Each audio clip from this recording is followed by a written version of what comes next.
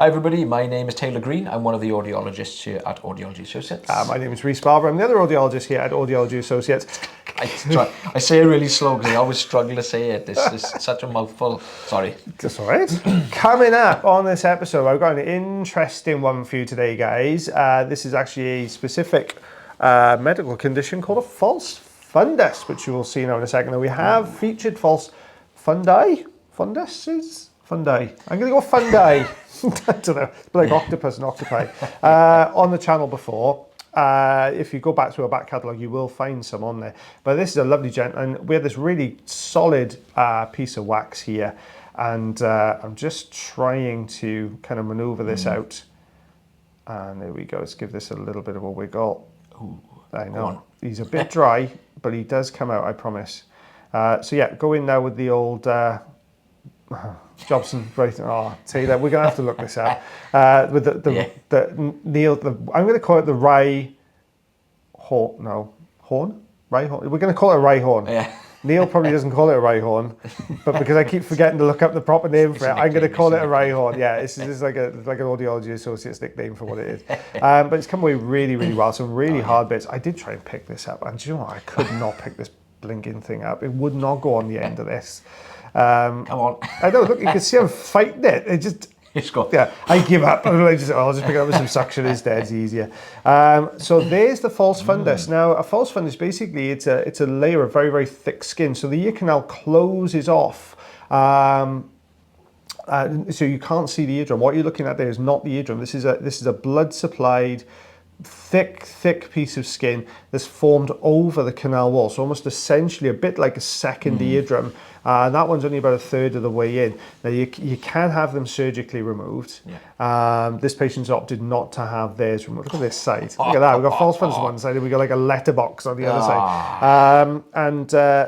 Yeah, I chose not to have it removed, and you know, you've got to be careful with stuff like this. I know we bang the drum about, you know, always do your due diligence while you're going to see, but I'm not being funny. If somebody saw that, I think who hadn't had some experience of, or a lot of experience with ear canals, they would have attempted to remove that, I think, and suctioned it or something like that, and you'd be in a heck of a mess then. Yeah. And the patient, you'd have to peel off the ceiling. But apart from that, yeah, it's an interesting medical condition. It really, really is.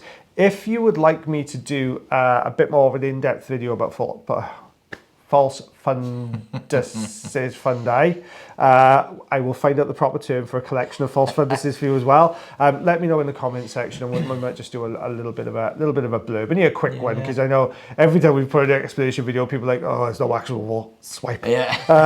But I will just I'll try and do a little potted version if you want it. So just pop that into the comment section below. It's like a defense for the ear, isn't it? It's you usually get them with repeated infections and a lot of a lot of troublesome issues with the ear. It's usually just like the skin just grows over. It is. We talk about this epithelial migration. I'll go into this in a bit more depth if you want the video. But basically, with the infection, as Taylor said, you damage that migration process, and that's when you end up with this thick layer of skin. Yeah, they're quite rare to come by. We don't really see many of them. I think I've only probably seen about 4 or 5. Over the years. I think I've got one patient that we see regularly that has it, but over the years, even with running ENT clinics, you know, when I worked in the NHS, probably didn't see that many. No. Yeah, not many at all. So yeah, just this was a particularly narrow canal, very difficult to work in. As Taylor's narrow canal, you explained a couple of episodes ago, you know, you've got this kind of such a narrow, and especially if the ear canal is quite flexible, which this one is. Obviously, that's why we've got that very sort of narrow opening.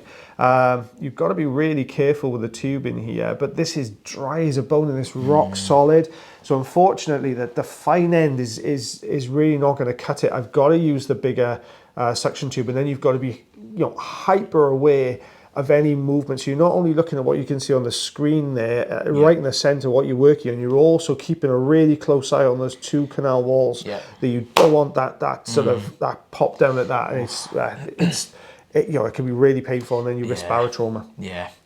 It's and it's very, very easily done as Oh, well. God, isn't it? yeah, You know, yeah. we've both done it. We have, yeah. And it does make the patient kind of go, whoa. Yeah, it happens really quickly as well, which is why you're always looking for just that tiny, just only a little bit of movement like that, and then you're kind of out of there with that tube on you. But it's keeping an eye on it. Oh. There we go. He was like, yeah, he was very relieved, bless him. He wears hearing aids as well, and he was finding his hearing aids were really just whistling like Billy-O. So I've got an inch there. That is, again, about 2.5 centimeters. Well, thank you very much, guys, for watching our video today. I hope you enjoy the videos as much as we do. And if you thoroughly enjoy the videos, you can always consider becoming a subscriber. If you thoroughly enjoy the videos, you can also consider becoming a member and getting even more videos every single week. But as always, guys, take care of yourselves. Take care of your ears. And take care of one another. And myself and the lovely Mr. Taylor Green. We'll see you again for the next episode. Bye, everybody. Bye.